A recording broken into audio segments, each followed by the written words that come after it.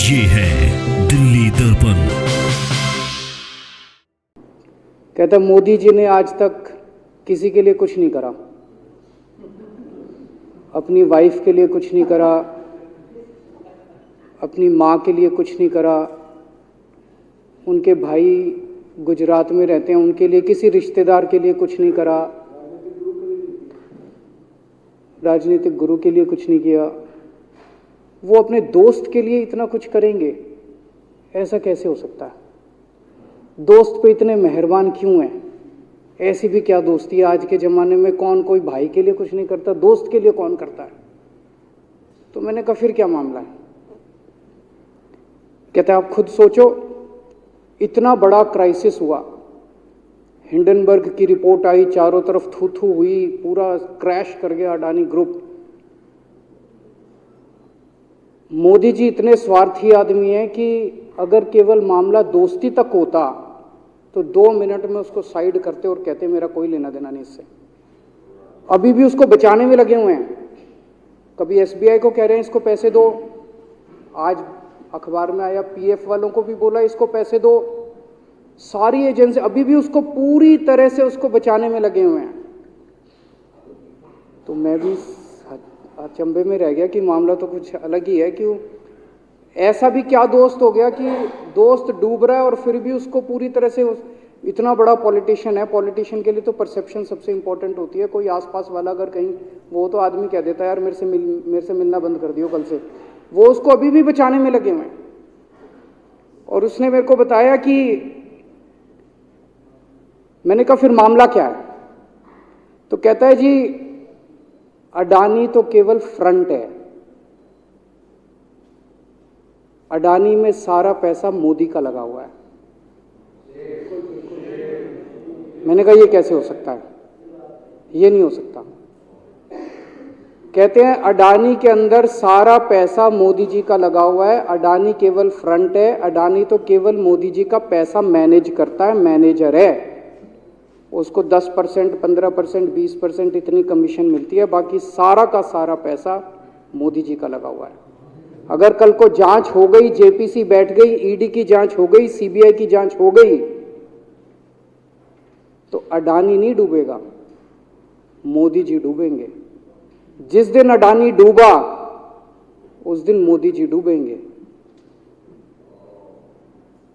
मैंने कहा यार उनको पैसे की क्या जरूरत है? प्रधानमंत्री जी को, मोदी जी को, उनके ना आगे कोई ना पीछे कोई, उनको क्या पैसे की जरूरत है?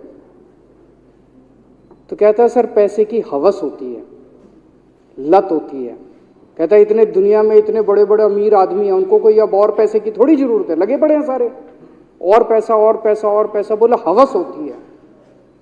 बोला जिस दिन अडानी दुनिया का सेकंड रिचेस्ट मैन बना था, अडानी दुनिया का सेकंड रिचेस्ट मैन नहीं बना था, मोदी जी दुनिया के सेकंड रिचेस्ट मैन बने थे। और अब मोदी जी का ख्वाब है, उनका सपना है कि वो दुनिया के रिचेस्ट मैन बनना चाहते हैं। प्रधानमंत्री तो बन गए, वो दुनिया के रिचेस्ट मैन बनना चाहते हैं।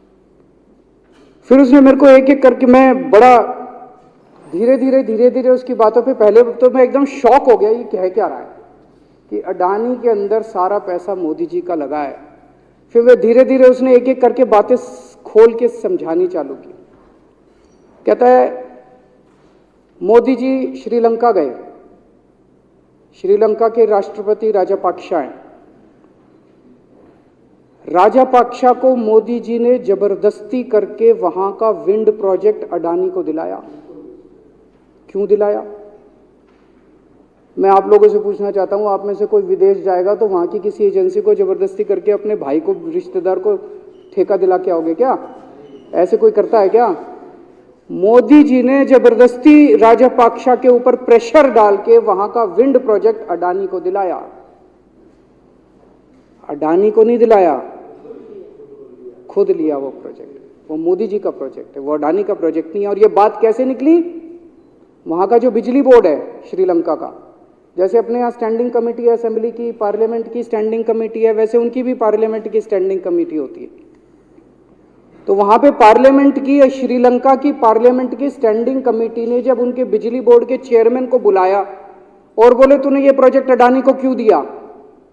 तो उसने कहा जी राजापाक्सा साहब ने मेरे को बुलाया था, उन्होंने कहा मोदी जी मेरे पे बहुत प्रेशर डाल रहे हैं कि ये प्रोजेक्ट अडानी को दो। मोदी जी बांग्लादेश गए, बांग्लादेश वालों को बिजली खरीदनी थी, 1500 मेगावाट बिजली 25 साल के लिए।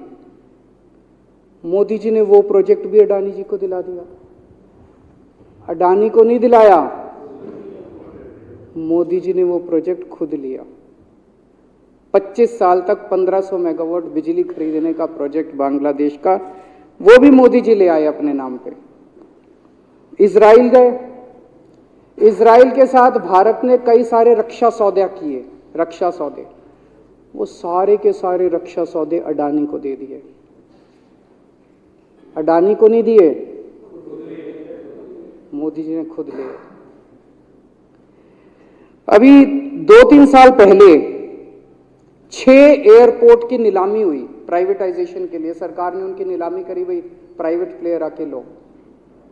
उसमें एक कंडीशन थी कि उसी को दिया जाएंगे ये एयरपोर्ट जिसने पहले एयरपोर्ट का काम कर रखा है। हर सरकारी ठेके में होती है, हम सड़क बनाते हैं, कहते हैं भाई सड़क जिसको ठेकेदार को सड़क बनाने का एक्सपीरियंस है उसी को दिया जाएगा। हम बिल्डिंग बनाते हैं, हम कहते हैं भाई ये पानी के वाटर ट्रीटमेंट प्लांट लगाते हैं, हम कहते हैं भाई जिसने WTP वाटर ट्रीटमेंट प्लांट इतने लगा रखे हैं उसी को दिया जाएगा। हम सीवेज ट्रीटमेंट प्लांट बनाते हैं, हम कहते हैं जिसको 20 साल का एक्सपीरियंस है, 15 साल का है, उसी को। इसमें भी ये कंडीशन थी कि जिसने इतने साल तक एयरपोर्ट चलाने का काम कर रखा उसी को दिया जाएगा। अब अडानी ने तो कर नहीं, मोदी जी ने तो कर नहीं रखा था, अडानी ने तो कर नहीं रखा था, तो क्या करते? आखिरी मोमेंट पे वो कंडीशन हटा दी गई, बोले कोई एक्सपीरियंस की जरूरत नहीं है। 6 एयरपोर्ट नीलामी पे थे, 6 के 6 एयरपोर्ट अडानी को दे दिए, अडानी को नहीं दिए। मोदी जी ने वो खुद 6 के 6 एयरपोर्ट खुद अपने नाम कर लिए। आज 2021 नवंबर में एयरपोर्ट टेक ओवर किए, 2023 1.5 साल हुआ है। 1.5 साल के अंदर आज एयरपोर्ट का 30%, पूरे देश का एयरपोर्ट का जितना धंधा है, बिजनेस है, उसका 30% बिजनेस जो है वो मोदी जी के पास है। 30%, 1.5 साल के अंदर इतना बड़ा भारत देश, इतने एयरपोर्ट, 30% एयरपोर्ट का बिजनेस आज मोदी जी के पास है। एक और बड़ी इंटरेस्टिंग चीज हो रही है, ये ईडी और सीबीआई को इस्तेमाल करके बंदूक यहां रख के लोगों की फैक्ट्रियां छीनी जा रही हैं। मतलब 10 अक्टूबर 2018 को 10 अक्टूबर 2018 को कृष्णापट्टनम पोर्ट के ऊपर इनकम टैक्स की रेड हुई और 6 अप्रैल 2020 को 1.5 साल बाद वो पूरा एयरपोर्ट अडानी ने खरीद लिया। उसके यहां बंदूक रख के उसको कहा या तो दे दे और या जेल। तो वो अडानी ने नहीं खरीदा, वो मोदी जी के पास चला गया कृष्णापट्टनम एयरपोर्ट। 10 दिसंबर 2020 को एसीसी और अंबुजा सीमेंट पे रेड हुई और 2 साल बाद 16 अक्टूबर 2022 को दोनों सीमेंट प्लांट मोदी जी के पास चले गए। 2020 जुलाई को मुंबई एयरपोर्ट का मालिक था जीवीके, उसके ऊपर सीबीआई और ईडी की रेड हुई, एफआईआर हुई और 1 महीने बाद मुंबई एयरपोर्ट जो है वो मोदी जी के पास चला गया, अडानी के पास चला गया। तो ईडी और सीबीआई पे रेड कराते हैं, उसको धमकाते हैं फैक्ट्री वाले को, कंपनी वाले को कि या तो जेल जा और या तेरी फैक्ट्री हमको दे दे। ये इधर तो सुनते थे हरियाणा की तरफ ये टुच्ची, इधर इसकी फैक्ट्री भी छीन ली, पंजाब में भी सुनते थे इसकी भी फैक्ट्री छीन ली, इसकी। पूरे देश के अंदर ये इतनी गुंडागर्दी मची पड़ी है कि ईडी की रेड करा देते हैं, सीबीआई की रेड करा देते हैं, यहां बंदूक रखते हैं और कहते हैं या तो फैक्ट्री दे दे और या जेल जा। ये क्या चल क्या रहा है इस देश के अंदर? इन्होंने अभी थोड़े दिन पहले ऑर्डर निकाला कि सारे जितने पावर प्लांट हैं, जितनी राज्य सरकारें हैं, पंजाब सरकार की, हमारी जो सरकार है, उनके पास भी ऑर्डर आया, सारी सरकारों को जितना उनका कोयले की रिक्वायरमेंट है उसमें से 10% कोयला इंपोर्टेड इस्तेमाल करना पड़ेगा। और इंपोर्ट केवल मोदी जी करते थे, अडानी करता था। तो इसका मतलब आपको 10% अपना कोयला कंपलसरी, जरूरत नहीं है आपको कोयले की, लेकिन 10% कोयला आपको अडानी से खरीदना पड़ेगा। हमारे देश का कोयला 2000 रुपये टन है, इंपोर्टेड कोयला 20,000 रुपये टन है। 10 गुना दाम के ऊपर आपको अडानी से यानी कि मोदी जी से कोयला खरीदना पड़ेगा। इन्होंने सुप्रीम कोर्ट का एक और, जब कोयला घोटाला हुआ था अपने देश के अंदर, तो सुप्रीम कोर्ट ने आदेश दिया था कि अब कोयले की खदानें किसी भी प्राइवेट वाले को नहीं दी जाएंगी, सारी खदानें सरकारें। तो इन्होंने कुछ खदानें राजस्थान सरकार को दे दी, कुछ खदानें छत्तीसगढ़ सरकार को, कुछ खदानें पंजाब सरकार को, सरकारों में बांट दी। बाकी पूरे देश में केवल राज्य सरकारों के पास खदानें हैं। केवल अडानी के केस में उन्होंने एक्सेप्शन करके अडानी को कोयले की खदानें दे दी, और उसमें भी ऑर्डर कर दिया कि 4000 कैलोरी से कम वाला कोयला जो है उसको रिजेक्टेड माल माना जाएगा, जबकि वो सबसे अच्छा कोयला माना जाता है, और वो रिजेक्टेड माल इसको फ्री में मिलता है। तो कम से कम 2800 करोड़ रुपए का कोयला हर साल फ्री में मोदी जी ले जाते हैं। 2800 करोड़ रुपए का कोयला हमारी खदानों से हर साल मोदी जी निकाल के ले जाते हैं। 2014 में, अभी जो अतिशी जी ने कहा, 2014 में अडानी जी की यानी कि मोदी जी की जायदाद 50,000 करोड़ की थी। 7 साल बाद इनकी जायदाद हो गई 11.5 लाख करोड़। मोदी जी इतना पैसा लेके कहां जाओगे?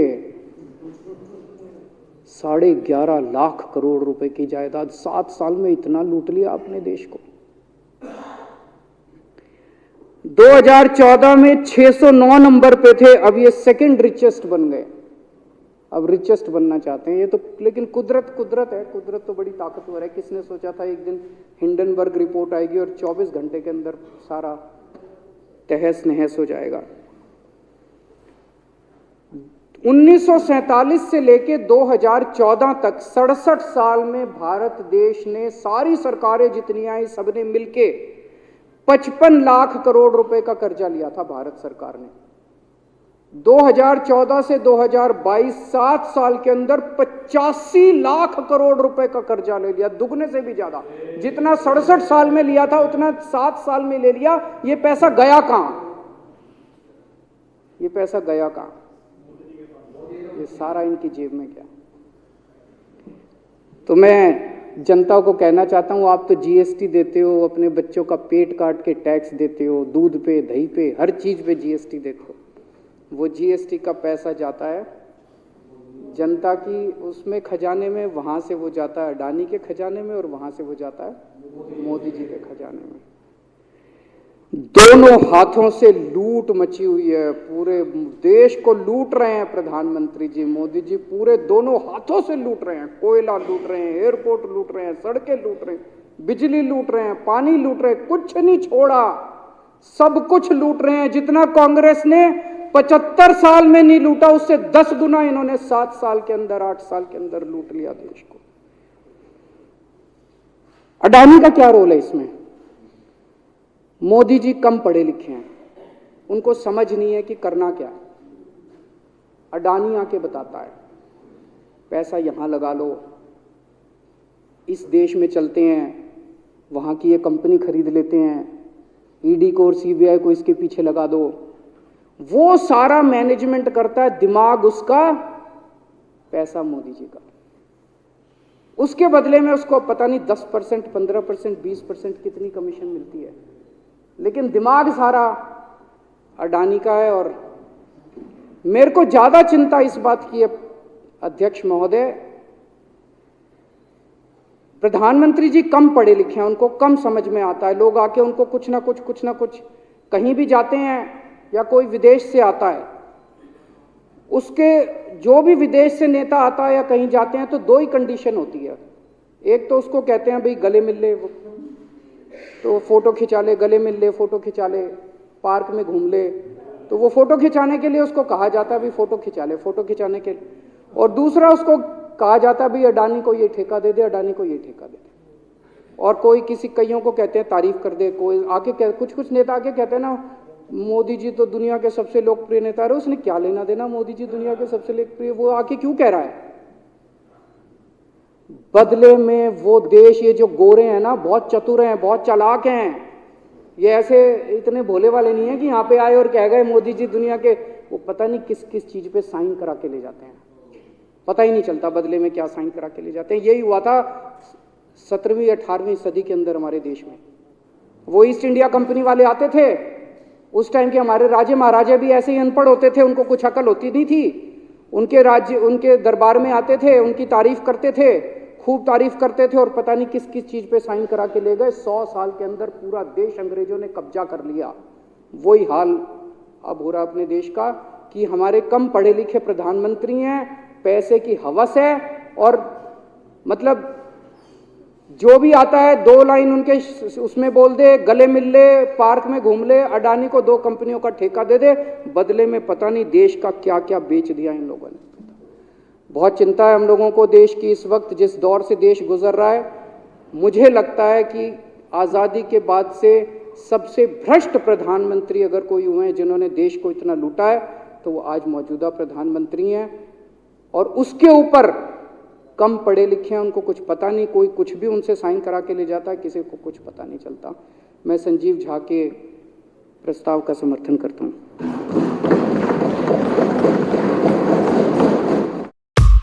लेटेस्ट खबरों के लिए सब्सक्राइब करें हमारा YouTube चैनल या फिर लॉग ऑन करें www.delhidarpantv.com। खबरों की कवरेज और विज्ञापनों के लिए संपर्क करें इस नंबर पर।